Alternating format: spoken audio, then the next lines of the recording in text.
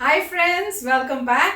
तो friends, video का title है इंडिया, यूएसए, इजराइल, तो ये तीनों एक ग्रुप में उन्होंने लिखे हुए हैं, versus China, Pakistan, Turkey, military comparison 2021।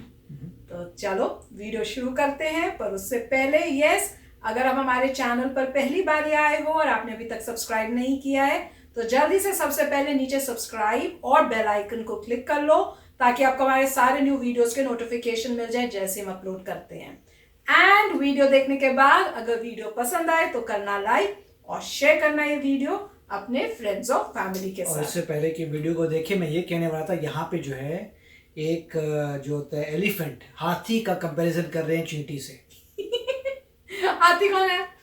क्योंकि आप देख रहे हैं यूएसए, चींटी कौन है? वो बता रहा हूँ, यूएसए कंपेयर कर रहे हैं। यूएसए जो है ऑब्वियसली ज़्यादा पावरफुल है चाइना से, तो वो हो गया। इंडिया जो है डेफिनेटली ज़्यादा पावरफुल है टर्की से। उसके बाद इजराइल डेफिनेटली पावरफुल है पाकिस्तान से। तो मतलब कंपैरिजन कोई है ही नहीं इसमें। और दूसरा, इजराइल के पास तो वो वेपन्स हैं जो मतलब चाइना के पास भी नहीं है। फॉरगेट टर्की परकी, तो छोटी मोटी कंट्रीज हैं। तो मतलब ये हाथी का और छोटे बच्चे से किसी कंपैरिजन हो रहा है, तो देखते हैं अभी। बड़ा अच्छा बोला, हस्बैंड ने दिल खुश कर दिया। तो चलो फ्रेंड्स, स्टार्ट करते हैं आज का ये वीडियो। तो कैसे हैं व्यूवर्स, आप सभी का वेलकम है इस मिलिट्री कंपैरिजन वीडियो में। तो आज की इस मिलिट्री कंपैरिजन वीडियो में हम कंपेयर करेंगे USA, India, Israel versus China, Pakistan और टर्की। यूएसए की पॉपुलेशन 331 मिलियन पीपल्स है। यूएसए का defence budget 934 billion US dollar है। यूएस आर्मी के पास 14 लाख एक्टिव मिलिट्री पर्सनल है और 8,60,000 रिजर्व मिलिट्री पर्सनल है। इंडिया की पॉपुलेशन 1.3 बिलियन पीपल्स है और इंडिया का defence budget 71 billion US dollar है।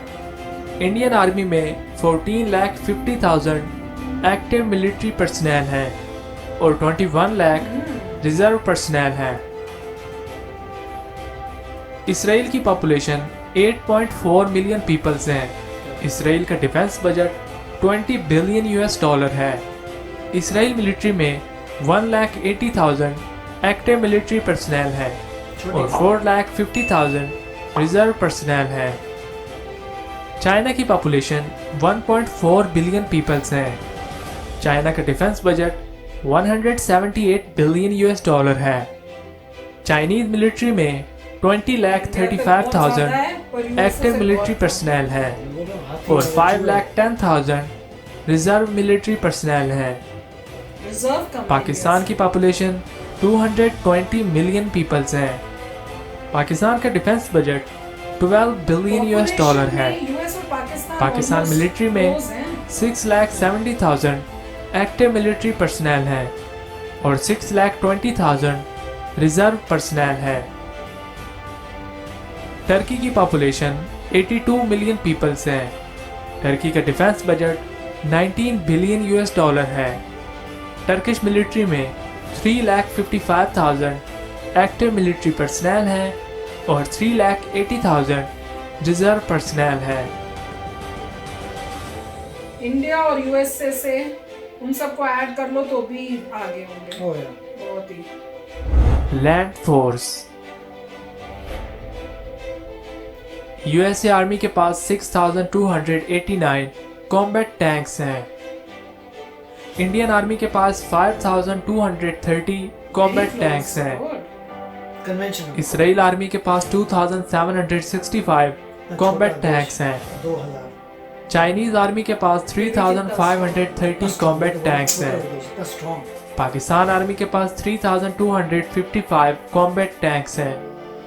टर्किश आर्मी के पास 2,640 कॉम्बैट टैंक्स हैं। इजराइल को कर लो, वही इक्वल कर देंगे इनको। यूएसए के पास 3,900 टोटल आर्टिलरी है। इंडिया के पास 5,600 टोटल आर्टिलरी है। इसराइल के पास 960 टोटल आर्टिलरी है। चाइना के पास 7,500 टोटल आर्टिलरी है। पाकिस्तान के पास 2,800 टोटल आर्टिलरी है। टर्की के पास 3850 टोटल आर्टिलरी है। ना टर्की इंडिया के मुकाबले बच्चा है।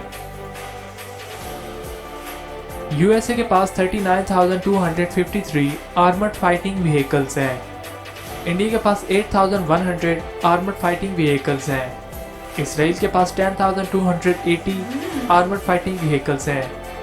इंडिया में कम क्यों है? चाइना के पास 33,000 आर्मर्ड फाइटिंग व्हीकल्स हैं। पाकिस्तान के पास 5,000 आर्मर्ड फाइटिंग व्हीकल्स हैं और टर्की के पास 8,900 आर्मर्ड फाइटिंग व्हीकल्स हैं।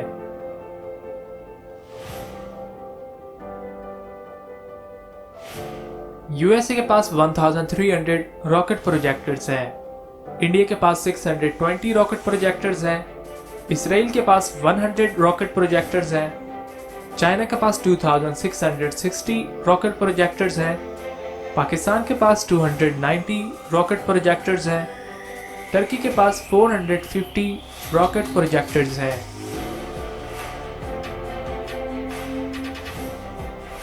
एयरफोर्स ये है ना डिफिकल्ट एरिया। यूएसए के पास 13,265 टोटल एयरक्राफ्ट हैं। इंडिया के पास 3,100 टोटल एयरक्राफ्ट हैं। इसराइल के पास 590 टोटल एयरक्राफ्ट हैं। चाइना के पास 3,220 टोटल एयरक्राफ्ट हैं। पाकिस्तान के पास 1,700 टोटल एयरक्राफ्ट हैं और टर्की के पास 1,070 टोटल एयरक्राफ्ट हैं। अभी तो न्यूक्लियर वेपन्स में है तो पूरा कबाड़ा हो जाए। यूएसए के पास 2,085 फाइटर एयरक्राफ्ट हैं। इंडिया के पास 725 फाइटर एयरक्राफ्ट हैं। इसराइल के पास 259 फाइटर एयरक्राफ्ट हैं। चाइना के पास 1,235 फाइटर एयरक्राफ्ट हैं। पाकिस्तान के पास 480 फाइटर एयरक्राफ्ट हैं। टर्की के पास 210 फाइटर एयरक्राफ्ट हैं। यूएसए के पास 5,768 टोटल हेलीकॉप्टर्स हैं। इंडिया के पास 1,500 टोटल हेलीकॉप्टर्स हैं। इसराइल के पास 156 टोटल हेलीकॉप्टर्स हैं। चाइना के पास 1,020 टोटल हेलीकॉप्टर्स हैं। पाकिस्तान के पास 700 टोटल हेलीकॉप्टर्स हैं और टर्की के पास 500 टोटल हेलीकॉप्टर्स हैं।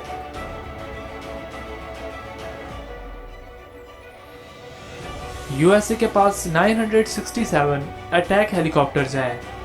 इंडिया के पास 70 अटैक हेलीकॉप्टर्स हैं। इसराइल के पास 49 अटैक हेलीकॉप्टर्स हैं। चाइना के पास 284 अटैक हेलीकॉप्टर्स हैं। पाकिस्तान के पास 195 अटैक हेलीकॉप्टर्स हैं। टर्की के पास 110 अटैक हेलीकॉप्टर्स हैं। टोटल कर दो, खाली यूएसए से भी नहीं, हाफ भी नहीं होगा। नेवल फोर्स अब धमाका आता है। यूएसए के पास 510 टोटल नेवल शिप्स हैं। इंडिया के पास 310 टोटल नेवल शिप्स हैं। इसराइल के पास 65 टोटल नेवल शिप्स हैं। चाइना के पास 780 टोटल नेवल शिप्स हैं। बन गई है अब। पाकिस्तान के पास 280 टोटल नेवल शिप्स हैं। टर्की के पास 150 टोटल नेवल शिप्स हैं। नेवल में ज्यादा करने होंगे। सिर्फ जब तक वॉरहेड नहीं मिलते न्यूक्लियर के, यूएसए के पास 20 एयरक्राफ्ट कैरियर्स हैं। इंडिया के पास 3 एयरक्राफ्ट कैरियर्स हैं। इसराइल के पास 0 एयरक्राफ्ट कैरियर्स हैं। ये महंगी चाइना चीज़ के है। पास 2 एयरक्राफ्ट कैरियर्स हैं। पाकिस्तान के पास 0 एयरक्राफ्ट कैरियर्स हैं और टर्की के पास भी 0 एयरक्राफ्ट ये कैरियर्स महंगी हैं। चीज़ है। महंगी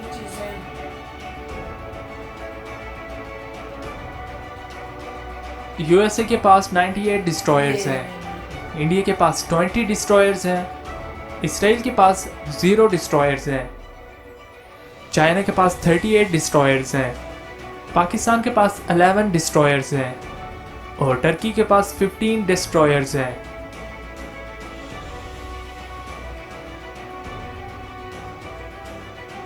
यूएसए के पास 20 कॉर्वेट शिप्स हैं। छोटे वाले। इंडिया के पास 38 कॉर्वेट्स हैं।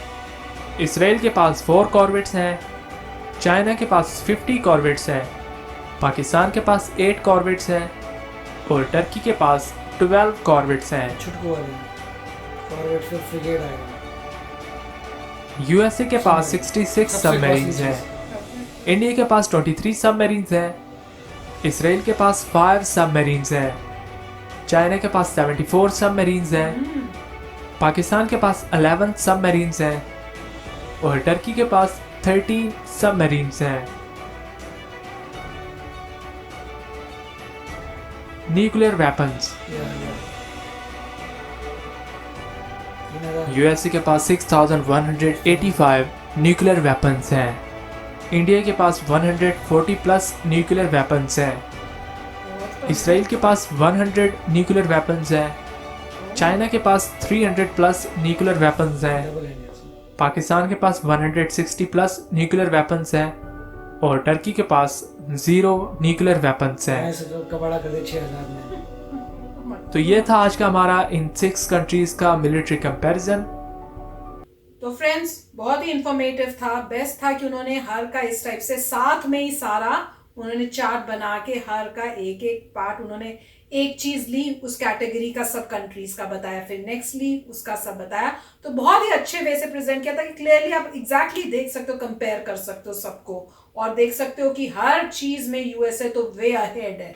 कईयों में तो ऐसे करो कि आप सारों को मिला दो, बाकी सारी मैं कहूंगी 5 कंट्रीज को भी मिला दो तो भी वो यूएसए के पास नहीं आ रही थी। पर डेफिनेटली मतलब है तो सैड बात कि इतनी वेपनरी हो रही है, इवेंचुअली अर्थ को ही डिस्ट्रॉय करने के कोशिश में लगे हुए हैं सबके सब। पर क्या करें, अगर जो कंट्री नहीं करेगी वो फिर मतलब सेफ कैसे होगी, तो करना पड़ रहा है एक दूसरे की कंपटीशन में कि हम भी स्ट्रांग रहें।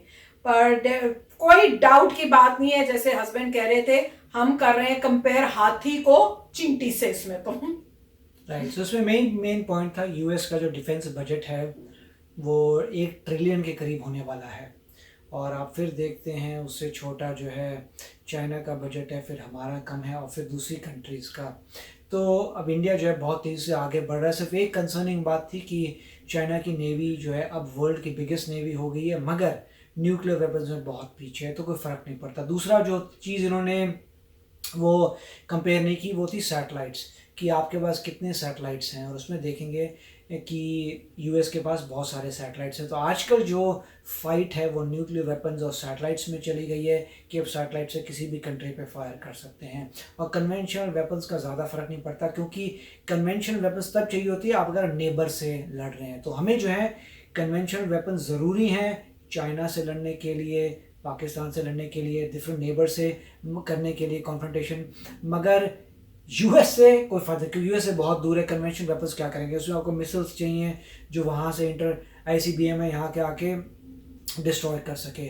तो इसलिए रशिया बहुत दूर है, रशिया के तो मतलब डायनेमिक्स चेंज हो जाते हैं। और दूसरा जो है आप देखते हैं कि यूएस जो है इतनी दूर है मगर वो सारा उसने घेरा किया हुआ है साउथ चाइना सी का, तो वो वहाँ अपने पैसिफिक ओशन और अटलांटिक ओशन को छोड़ के यहाँ साउथ चाइना सी में बखेड़े कर रही है। तो उससे क्या होता है, क्योंकि यूएस इतने ज़बरदस्त ऑपरेशंस करती है पूरे वर्ल्ड में, उनके जो सोल्जर्स हैं वो टॉप हैं मतलब फाइटिंग में, क्योंकि इतनी फाइटिंग होती रहती है कि वो बिल्कुल उसी लिए कहते हैं कि इंडिया के भी जो सोल्जर्स हैं चाइना से बेटर हैं। वो क्यों कहते हैं, क्योंकि इंडिया भी कॉन्फ्रंटेशन करता रहता है, तो हमें टेक्नोलॉजिकली हम स्ट्रांग बनते जा रहे हैं। मगर आपने देखा कि इंडिया का जो बजट है अभी भी चाइना का मेरे ख्याल से इंडिया से 4 गुना या 3 गुना बजट तो है। तो इंडिया को यहाँ पे फिर हम कंपेयर करने लगते हैं। अगर आप कंपेयर करेंगे किसी और कंट्री में जिसमें बजट ज़्यादा है तो कैसे कंपेयर करेंगे, ऑफकोर्स उतना बजट से ज़्यादा चीज़ें खरीद रहे हैं, मगर जैसे हमारी गवर्नमेंट ने कहा था कि अब जो है हम फोकस कर रहे हैं अपने खुद बनाने की। एक समय पे इंडिपेंडेंस के टाइम इंडिया और चाइना सेम थे, चाइना आगे निकल गया क्योंकि उसने अपने खुद R&D की है। अब इंडिया R&D करके आगे निकलने की कोशिश करेगा, इकोसिस्टम बनाएगा। और टर्की जैसे आपने देखा छोटा बच्चा है कंपैरेटिवली, मैं क्यों कहता हूँ क्योंकि उसे बहुत मतलब, जबकि वो नेटो की पावर है, नेटो से ये बात अलग है कि उसको अटैक करो तो पूरा नेटो आपके साथ आएगा, मगर वो भी गारंटीड नहीं है किस मुद्दे पे आपने अटैक किया है। और अगर आपका पॉइंट जस्ट है तो लोग नेटो उसको टर्की को बोलेंगे चुप बैठ जा, तूने गलत काम किया तो चुप बैठ जा। तो ये भी होता है जब आप किसी बड़ी ऑर्गेनाइजेशन में होते हैं, अगर आपने गलत काम किया तो और दूसरे मेंबर्स बोलते हैं चुप बैठ जा वरना तेरे को बाहर निकाल देंगे। तो ये भी होता है। कि जैसे तुम नेटो में आए थे, तुम्हें नेटो से बाहर भी निकाला जाता क्योंकि तुमने फाउंड नहीं किया था। तो ये इंपॉर्टेंट बातें होती है ग्रुपिज्म में। मगर इसमें यह है कि टर्की अभी छोटा है और जिस तरीके से इंडिया आगे बढ़ रहा है, इंडिया बहुत आगे चले जाएगा। हमारा सिर्फ एक ही कॉम्पिटिटर है अभी खतरनाक, वो है चाइना। चाइना ही मेन कॉम्पिटिटर है। यूएस भी है, रशिया भी है, फ्रांस भी है, जापान भी है, मगर हम बात कर रहे हैं एलाई वर्सेस कंपटीशन, राइट। एक तो एलाई होता है, दोस्त है वो, तो यूएस से दोस्त है तो कोई थ्रेट नहीं है, और जापान से कोई थ्रेट नहीं है, फ्रांस से कोई नहीं है, सिर्फ एक ही है, वो है चाइना, जहाँ पे कंपटीशन चल रहा है। और वो भी पंगा वहां पर ये है क्योंकि वहां पे कम्युनिज्म है, और एक बंदा जो लीडर बन गया वो हटता तो नहीं है, ठीक है। तो जैसे हटता नहीं है तो क्या पता कब तक चलेगा। नॉर्मली अगर डेमोक्रेटिक कंट्री हो तो जब नए लीडर्स आते हैं वो उनकी सोच दूसरी होती है, फिर वो बोलते हैं नहीं हम आपके दुश्मन नहीं, हम भी आपके दोस्त हैं। मगर ऐसा यहाँ पे होने के चांसेस कम हैं क्योंकि बोथ रशिया और चाइना दोनों जो है कम्युनिस्ट काइंड ऑफ कंट्रीज है, जहाँ पे कोई डेमोक्रेसी, आप रशिया में कहेंगे आप डेमोक्रेसी है, मगर ऐसा कुछ नहीं है। वो मिस्टर पुतिन जो है वो अपनी सील कर चुके हैं कि कब तक गद्दी उनकी रहेगी, उसके बाद एक्सटेंड होते जाएंगे। तो आप हिस्ट्री देखिए तो आपको लगेगा डेमोक्रेटिक कंट्रीज जो है इस जमाने में एलाइज बन रहे हैं। तो सभी डेमोक्रेटिक कंट्रीज साथ में आ रही हैं अगेंस्ट द कम्युनिस्ट कंट्री। तो काफी अच्छा वीडियो था। यस फ्रेंड्स, तो होप करते हैं आपने भी एंजॉय किया होगा, काफी इंफॉर्मेशन आपको भी मिली होगी। तो चलो चलते हैं, मिलेंगे नेक्स्ट वीडियो में बहुत ही जल्द। Till then take care and bye bye. तो अगर आप मेरे इस चैनल पे नए हो तो जल्दी से सब्सक्राइब के बटन को हिट करो और बेल आइकन को क्लिक करो ताकि आपको मेरा जब नया वीडियो मैं लगाऊं आपको उसके बारे में जल्दी से पता चल जाए।